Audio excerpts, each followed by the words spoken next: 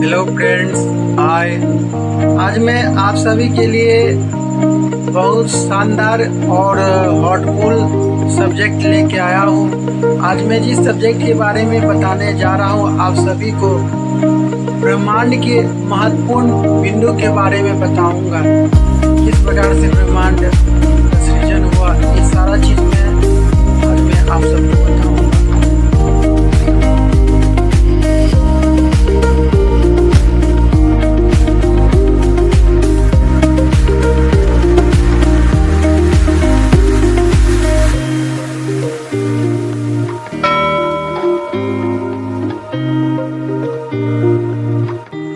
तो ब्रह्मांड के महत्वपूर्ण तथ्य के बारे में जानते हैं। सौर्य मंडल सूर्य का एक मंडल होता है। सौर्यमंडल क्या होता है? सूर्य का एक मंडल होता है। इस सौर्य मंडल के अंतर्गत 8 ग्रह एवं 12 ग्रह आते हैं, जिसे यम के नाम से।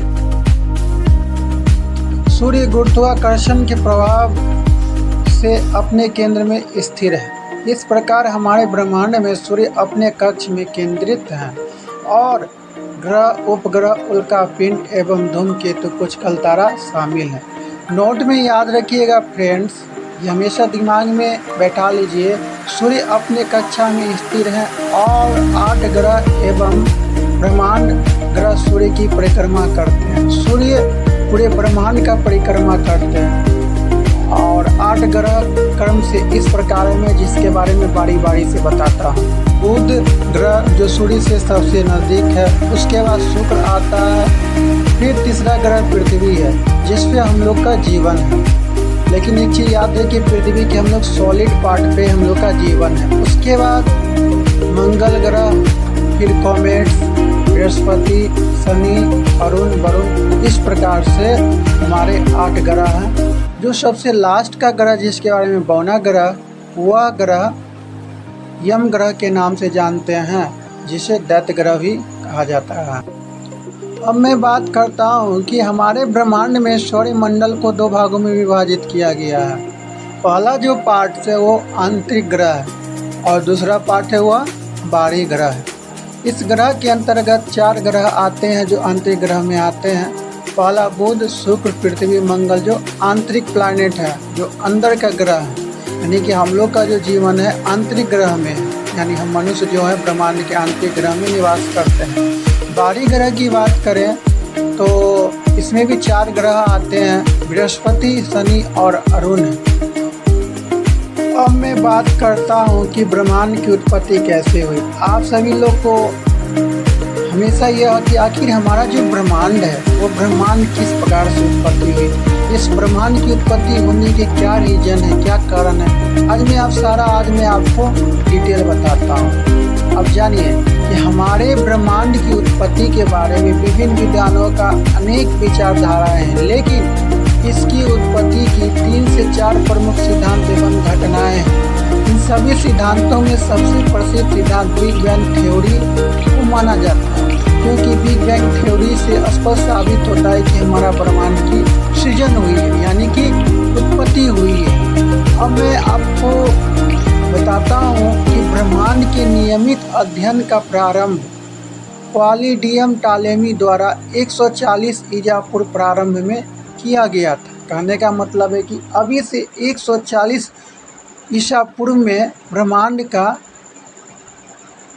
उत्पत्ति के बारे में पता लगाने के लिए टालमी द्वारा ही प्रस्तावित किया था। टालमी के अनुसार पृथ्वी के केंद्र में है तथा सूर्य और अन्य ग्रह एवं इसकी उत्पत्ति परिक्रमा करते हैं। अब मैं बात बताता हूँ 1573 ईस्वी में कोपरनिकस ने पृथ्वी के बदले सूर्य को केंद्र स्वीकार किया, जो सर्वथा उचित एवं सही है, क्योंकि सूर्य ब्रह्मांड की परिक्रमा करते हैं बल्कि ग्रह और उपग्रह की परिक्रमा नहीं करते।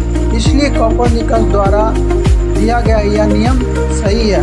बात भी सही है कि सूर्य अपने ऑर्बिटल में केंद्रित है भाई। और जो मैंने पीछे इमेज में भी लगा दी, उस इमेज से भी आप लोग भी अनुमान लगा सकते हैं कि हमारा ब्रह्मांड बिल्कुल सूर्य की परिक्रमा करती है, यानी कि पृथ्वी भी हमारी सूर्य का ही परिक्रमा करते हैं और सूर्य ब्रह्मांड का परिक्रमा करते हैं। इससे साबित होता है कि हमारा ब्रह्मांड सूर्य पृथ्वी की परिक्रमा करते हैं। तो साथियों, अब मैं आप बताऊंगा कि ब्रह्मांड की उत्पत्ति के वैज्ञानिक परिक्रमा, लेकिन उस समय जो कुछ वैज्ञानिक ऐसे थे जो इमेजिन किए थे कि हमारा ब्रह्मांड को उत्पत्ति के बारे में कौन कौन जो सिद्धांत दिए थे, उसके बारे में आपको बताने जा रहा हूँ। बिग बैंग सिद्धांत जॉली मैत्रे, निरंतर उत्पत्ति का सिद्धांत थॉमस गोल्ड हमेन बांडी, संकुचन विमोचन का सिद्धांत डॉक्टर एलन सैंडविच, ब्रह्मांड की जानकारी का सबसे आधुनिक स्रोत प्रोफेसर जी क्राइबोविच के द्वारा प्रतिवेदित किया गया था। इसके द्वारा बताया गया कि गैलेक्सी का ताप नाभिकीय अभिक्रिया यानी कि न्यूक्लियर फ्यूजन यानी कि नाभिकीय विखंडन के फलस्वरूप में काफ़ी अधिक मात्रा में हीलियम गैस उत्पन्न करती है। प्रकाश वह दूरी है शून्य और शून्य में 2,97,925 किलोमीटर या 18,628 मीटर सेकेंड की गति से तय करता। एक प्रकाश वर्ष की दूरी बराबर 9.4605284 गुने 10⁻15 मीटर होता है। प्रकाश वर्ष का विमीय मान यानी कि dimension value equal to 3 × 10⁸ metre पर सेकेंड स्क्वायर होता है। यानी कि ब्रह्मांड की इकाई से तात्पर्य यह है कि पृथ्वी और सूर्य के बीच औसत दूरी